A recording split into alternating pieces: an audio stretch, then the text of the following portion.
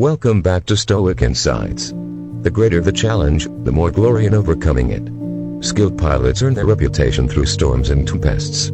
Circumstances do not shape the man, they merely reveal him to himself. Seneca remarked, "We often find ourselves more scared than actually harmed, and our imagination can inflict more suffering than reality." Marcus Aurelius managed his challenges by preventing his thoughts from being overtaken by negativity. The universe is in constant change, and our lives are shaped by our thoughts, as he wrote in his journal. Counseled Epictetus, the views and problems of others can be contagious.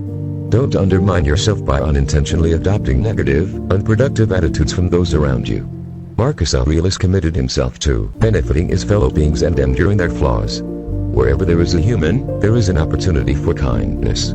We are waves of the same sea, leaves of the same tree, flowers of the same garden. To my mind, nothing better demonstrates a well-ordered mind than a person's ability to pause and spend time alone with themselves.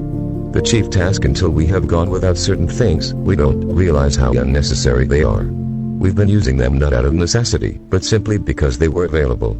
The chief task, the primary task in life, is to clearly distinguish between what is external and beyond our control and what is within our own choices. Where should we seek good and evil?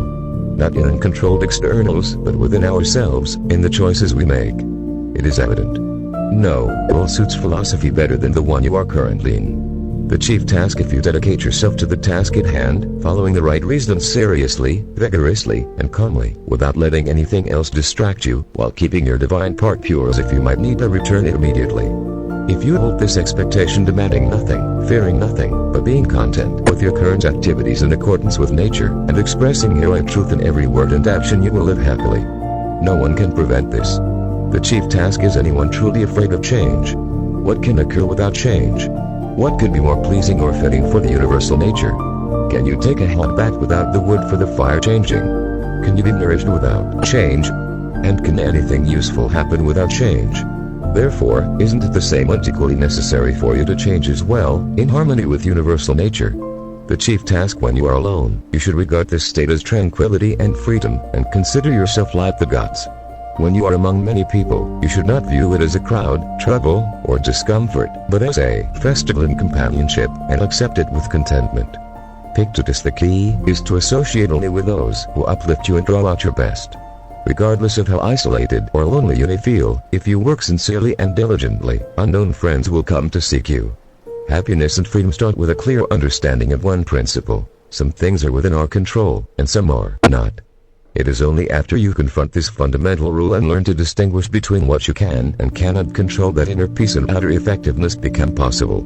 If someone shows me that my thoughts or actions are incorrect, I will gladly change, for I see the truth, which never truly harms anyone. It is those who persist in self-deception and ignorance who are harmed. Wild animals flee from visible dangers and, once escaped, no longer worry. We, however, are tormented by both past and future concerns. Many of our blessings become burdens, as memory revives past fears and foresight anticipates them prematurely. No one confines their unhappiness to the present. Being everywhere means being nowhere. If you truly want to escape what troubles you, you don't need a different place but to become a different person. Make the best use of what you can control and accept the rest as it comes. It is destructive for the soul to be anxious about the future and to suffer in advance from anticipated miseries, overwhelmed by anxiety that desires might persist until the end. Such a soul will never find rest. By yearning for future things, it loses the ability to enjoy the present. Don't let reflections on the entirety of life overwhelm you. Don't fill your mind with all the potential bad things that might happen. Focus on the present situation and ask yourself why it is so unbearable and what makes it survivable. Frame your thoughts this way: you are an older person now. You won't let yourself be enslaved by this any longer, no longer pulled by every impulse, and you'll stop complaining about your current circumstances or fearing the future. You are an older person now. You won't let yourself be enslaved by this any longer, no longer pulled by every impulse, and you'll stop complaining about your current circumstances or fearing the future.